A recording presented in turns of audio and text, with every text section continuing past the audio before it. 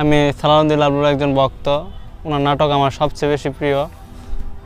আমি second sorry নাটক শেষ পর্যন্ত দেখেছি, ওনার অনেক ভালো লাগছে। হারকিপের নাটকগুলোও দেখছি, এখানে ওনার এগুলো আমার খুব ভালো লাগছে। কিছুদিন যাবৎ ওনার নাটকগুলো পাওয়া যাচ্ছে না, আবার কিছু কিছু নাটক দেখা যাচ্ছে 30-40 পর্যন্ত করার পরে ওনার আর দ্বিতীয়বার আর পাওয়া যায় না। আমি ওনার নাটকগুলো দেখতে আমার খুব ভালো লাগে। হারকিপের নাটকের মাঝে মোশাররফ করিমের নাটকগুলো দেখতে খুব অভিনয়টা খুব ভালো ছিল। সব মিলে সবার অভিনয় খুব ভালো লাগছে। মানে গল্পটা সালাউদ্দিন লাবলু এরকমভাবে বানায় যে মানুষের হৃদয় ছুঁয়ে যায় আর কি, মানে অনেক ভালো লাগে। ওনার সবগুলো নাটকই বেস্ট আমি মনে করি আর কি। আমি অনেক দিন যাবৎ ওনার নাটক আমি দেখি, ওনার একজন ভক্ত আমি।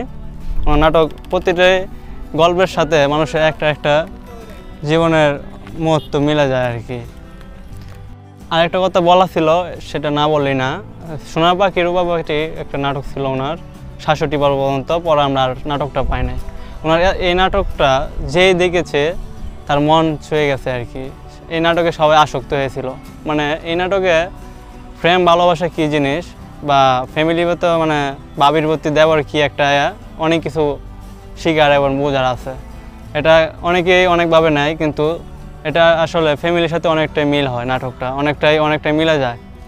এমনি প্রতিটা গল্পে প্রতিটা পর্বে মানুষের হৃদয় ছুঁয়ে গেছে। বিজলি আর বিদ্যুতের যে কাহিনীটা, এটা আমার কাছে অনেক ভালো লাগছে। বিজলিকে আমরা আরও এই নাটকে দেখতে চাই। এই নাটকে আমরা 66 পর্ব পর্যন্তই পাইলাম, আর পাই নাই।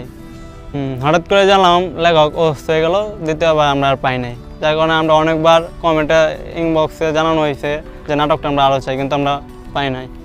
আমরা চাই নাটকটা আবার শুরু হোক, আর এই নাটকের জন্য বিদ্যুৎ আর বিজলিকে অবশ্যই আমরা দেখতে পাই।